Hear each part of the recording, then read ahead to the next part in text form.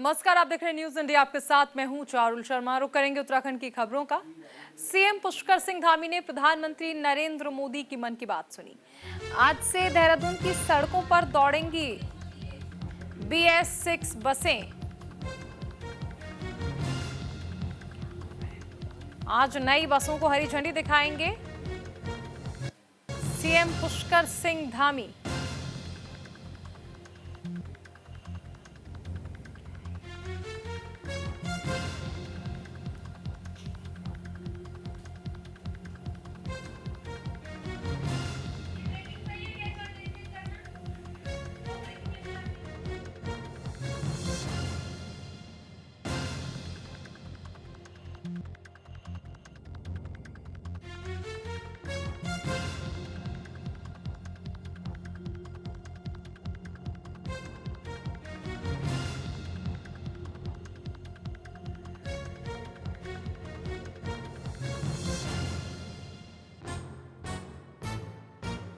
ISBT Dehradun में flag of कार्यक्रम का होगा आयोजन।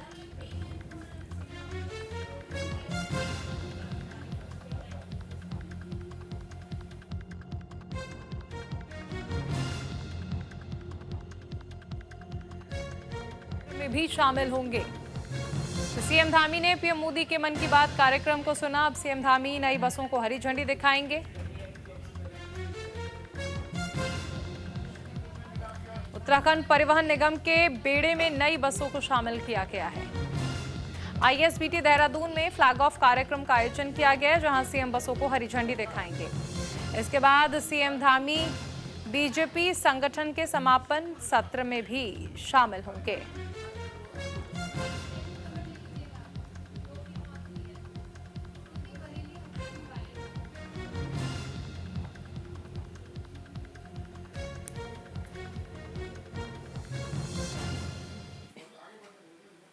केदारनाथ उपचुनाव को लेकर तैयारियां तेज हो गई हैं। आज उम्मीदवार घोषित कर सकती है बीजेपी। कांग्रेस के प्रत्याशी के नाम का भी जल्द ऐलान हो जाएगा। उपचुनाव के लिए 29 अक्टूबर नामांकन की आखिरी तारीख है। केदारनाथ विधानसभा सीट पर 20 नवंबर को मतदान होगा। केदारनाथ में 23 नवंबर को चुनाव के नतीजे आएंगे। बीजेपी की प्रतिष्ठा से जुड़ी विधानसभा केदारनाथ सीट के उपचुनाव में पार्टी किसे टिकट देगी, इसे लेकर तस्वीर अभी तक साफ नहीं हो पाई। इस बीच टिकट के आलोक में अंदर खाने चल रही खींचतान से पार्टी के प्रांतीय नेतृत्व को असहज होना पड़ा। इस बीच सभी की निगाहें दिल्ली पर टिकी हैं। पार्टी के सामने इस सीट को अपने पास बनाए रखने की चुनौती है। केदारनाथ उपचुनाव को लेकर बीजेपी प्रत्याशी के नाम का ऐलान कर सकती है। दूसरी तरफ उम्मीदवार के नाम के ऐलान के लिए कांग्रेस भी तैयार है। माना जा रहा है कि प्रत्याशी चयन में बीजेपी को ज्यादा परेशानी है। कांग्रेस ने तो प्रत्याशी तय कर लिया है। बीजेपी ने 28 अक्टूबर यानी कल नामांकन करने का फैसला किया है। मुख्यमंत्री धामी, गढ़वाल सांसद और भाजपा के राष्ट्रीय मीडिया प्रभारी अनिल बलूनी, प्रदेश अध्यक्ष महेंद्र भट्ट समेत कई वरिष्ठ नेता नामांकन के दौरान मौजूद रहे।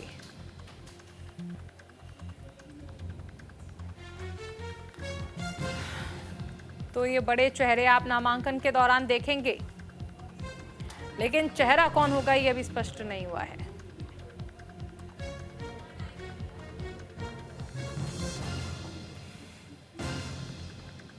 बीजेपी ने 28 अक्टूबर यानी कल नामांकन का फैसला किया है। सीएम धामी, गढ़वाल सांसद और भाजपा के राष्ट्रीय मीडिया प्रभारी अनिल बलूनी, प्रदेश अध्यक्ष महेंद्र भट्ट समेत कई वरिष्ठ नेता आप देख पाएंगे जिस दौरान नामांकन होगा। केदारनाथ सीट बीजेपी की साख का सवाल बन गई है। चुनौतियां कई सारी हैं, लेकिन आखिर कौन यहां से विजयी होगा? कांग्रेस में माना जा रहा है कि प्रत्याशी का नाम अमूमन तय हो चुका है, लेकिन बीजेपी के सामने चुनौतियां हैं। निगाहें दिल्ली की ओर हैं।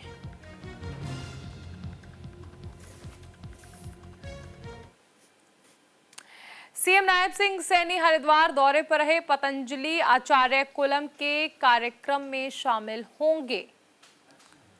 सीएम नायब सिंह सैनी का हरिद्वार दौरे पर वो रहेंगे। आचार्य कुलम के कार्यक्रम में वो शामिल होंगे। विद्यार्थियों और गुरुजनों से संवाद करेंगे धामी। युवाओं को दी जाएगी संस्कारों के प्रति जागरूकता। तो हरियाणा के मुख्यमंत्री नायब सिंह सैनी हरिद्वार के दौरे पर रहेंगे, जहां वो पतंजलि आचार्य कुलम के वार्षिकोत्सव में मुख्य अतिथि के रूप में शामिल होंगे।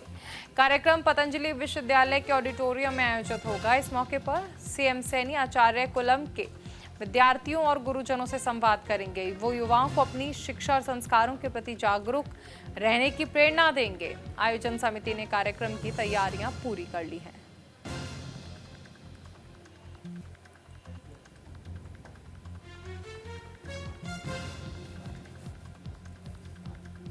तो देहरादून में आज प्रदेश बीजेपी का प्रशिक्षण कार्यक्रम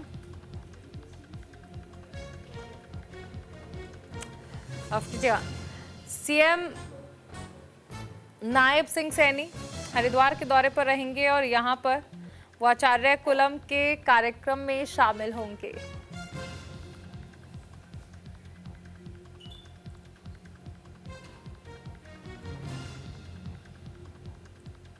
तो हरिद्वार के दौरे पर रहेंगे सीएम सैनी और पतंजलि आचार्य कुलम के कार्यक्रम में वो शामिल होंगे।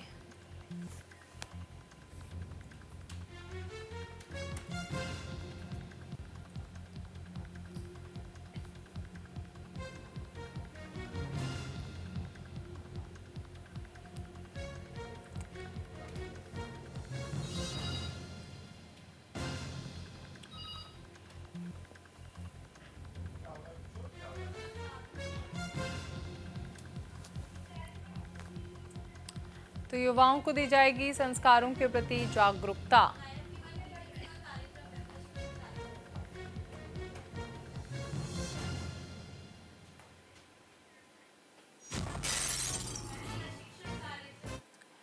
हरिद्वार जेल से फरार कैदी रामकुमार को गिरफ्तार कर लिया है। दूसरे कैदी की तलाश की जा रही है। हरियाणा में भेष बदलकर रह रहा था आरोपी। कैदी के हाथ पर लिखे हुए नाम से दरअसल उसकी पहचान की गई। हरिद्वार जेल से फरार आरोपी रामकुमार को पुलिस ने हरियाणा से पकड़ लिया है। उसका साथी पंकज अभी भी फरार है। हरियाणा के जगाधरी से गिरफ्तार किया गया है। रामकुमार जगाधरी के काली माता मंदिर के निकट बने एक मकान में भेष बदलकर रह रहा था। पुलिस से बचने के लिए उसने अपना पूरा हुलिया बदल लिया था। उसका साथी पंकज भी उसके साथ ही था, लेकिन कुछ दिन पहले ही पंकज जगाधरी चला गया था। दरअसल 11 अक्टूबर को हरिद्वार जेल में रामलीला मंचन के दौरान 2 कैदी पंकज और रामकुमार फरार हो गए थे। इसके बाद से ही हरिद्वार पुलिस दोनों कैदियों की तलाश में कई राज्यों में तलाशी कर रही है। एक कैदी गिरफ्तार हो चुका है, एक की तलाश की जा रही है। हरियाणा में भेष बदलकर यह आरोपी जो है वो रह रहा था और हाथ पर उसने अपना नाम लिखवाया हुआ था, जिसके जरिए उसकी पहचान हुई।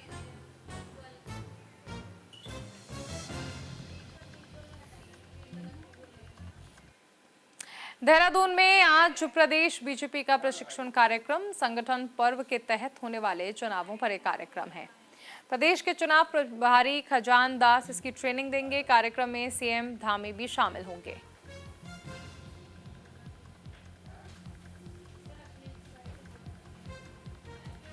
प्रदेश के चुनाव प्रभारी हैं खजान दास, जो कि शामिल होंगे। कार्यक्रम में सीएम पुष्कर सिंह धामी भी शामिल होंगे। देहरादून में आज प्रदेश बीजेपी कार्यकारिणी की ये अहम बैठक है। संगठन पर्व के तहत कार्यक्रम आयोजित किए जाएंगे। सीएम पुष्कर सिंह धामी इसमें शामिल होंगे। आज प्रदेश बीजेपी का प्रशिक्षण कार्यक्रम है। संगठन पर्व के तहत होने वाले चुनावों पर यह कार्यक्रम है। प्रदेश के चुनाव प्रभारी खजान दास इस दौरान ट्रेनिंग देंगे।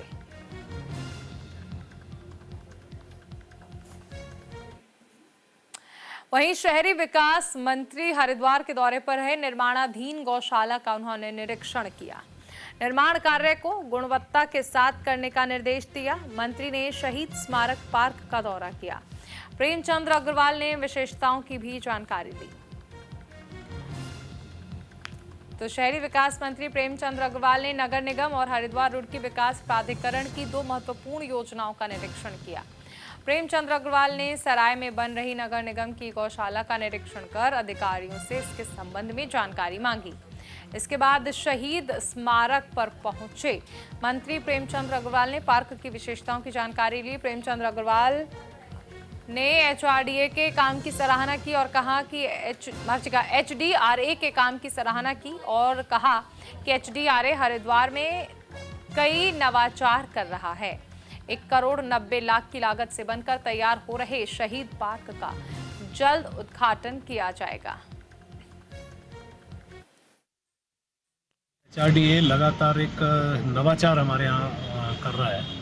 पिछले दिनों आपने देखा हो कि अनेकों जो हमारे यहाँ एचआरडीए द्वारा काम किए गए उसका निरीक्षण किया। आज मैं इस पार्क पे खड़ा हूँ, जिसको यहाँ के लोग 23 मार्च से जिस दिन शहीद दिवस होता है, लोग यहाँ के श्रद्धांजलि करते थे। इस पार्क को डेवलप किया है, जिसकी कीमत 1,90,00,000 है और खूबसूरत पार्क बना है।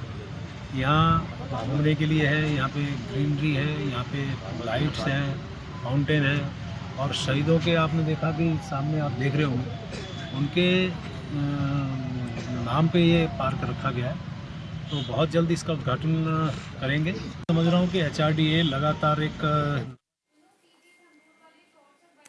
चक्राता में बनी कृषि मंडी आज जानवरों के तबेले में तब्दील हो चुकी है, जिसका बड़ा कारण सिस्टम की अनदेखी है। कृषि मंडी में ना तो बिल्डिंग के रखरखाव के लिए कोई मौजूद है और ना ही इसे संचालित करने के लिए कर्मचारियों को तैनात किया है। रखरखाव ना होने के कारण बिल्डिंग की हालत जर्जर हो गई है। देखिए कृषि मंडी की खस्ता हालत पर हमारे संवाददाता अमित रावत की एक खास रिपोर्ट। क्षेत्र चक्राता विधानसभा के क्वासी में इस वक्त हम मौजूद हैं और क्वासी में ही एक कृषि मंडी का निर्माण कई सालों पहले किया गया था, जो कि आज भी एक खंडर बनकर रह गया है। किसान अपने फसलों को बेचने के लिए विकासनगर एवं देहरादून के मंडियों में जाने के लिए मजबूर है, क्योंकि क्वासी के इस कृषि मंडी में सही रूप से संचालन नहीं हो पाया है। अगर इस क्वासी में कृषि मंडी का संचालन सही रूप से अगर चलता है तो पहाड़ के किसानों को बहुत बड़ी राहत मिलेगी। अपने सहयोगी के साथ में Amit Rawat, news India.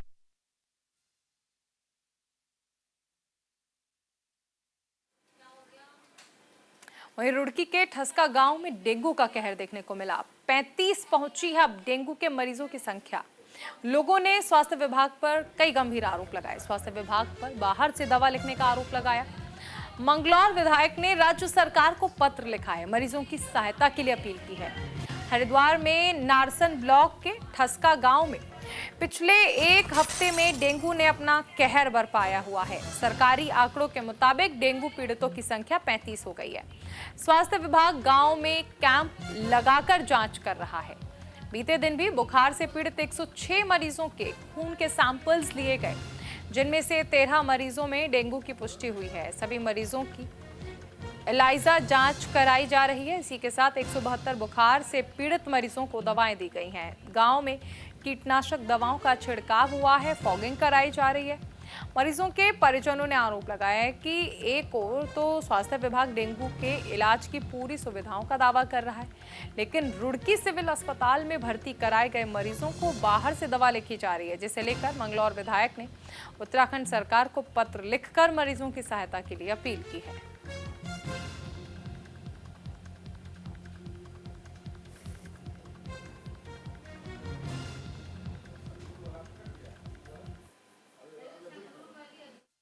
Camp आज लगाया है। यहाँ डेंगू के मरीज कुछ आए हुए हैं, तो 19 तारीख को लगा था, 22 को और आज 25 को लगाया है। अब 22 तक 161 मरीज देखे गए थे, जिसमें से 35 पॉजिटिव आए थे, जिनमें कुछ काफ़ी रिकवर हो चुके हैं। 8 मरीजों को आज हमने सिविल अस्पताल रुड़की भेजा है तथा क्या कहते हैं कि आज 172 मरीज देखे गए हैं, जिसमें से 106 का सैंपल लिया गया, जिसकी रिपोर्ट कल सुबह तक आएगी। एडमिट करे हैं, उन्हें दवाई का पर्चा थमा दिया, बाहर से दवाई लेकर आओ। कोई उनका इलाज नहीं कर रहा है, कोई इलाज नहीं हो रहा उनका। उन्हें मरने के कगार पे भेज दिया। वहां इन्होंने पर्चा दे दिया, बाहर से दवाई लेकर आओ। इससे अच्छा तो अपने घर इलाज करा लेंगे। इनका कैंप का फायदा क्या हुआ? हमें यहाँ उनका इलाज कराओ। जब सरकार पर दवा है, दवाई दो ना उन्हें, या लोगों को मारने का ठेका ले रखा है। कैंप को बंद कर दो। यहाँ कह दिया आपकी वहां पे वो लगा हुआ डेंगू का अलग वार्ड बना हुआ, वहाँ इलाज होगा, लेकिन वहां 10 बजे गए हुए उन्हें कोई भी आज तक एक इंजेक्शन नहीं लगा। अब तक अब पर्चा दे दिया, बाहर से दवाई ले आओ। और इसी के साथ इस बुलेटिन में फिलहाल इतना ही। आप बने रहिए न्यूज़ इंडिया के साथ। नमस्कार।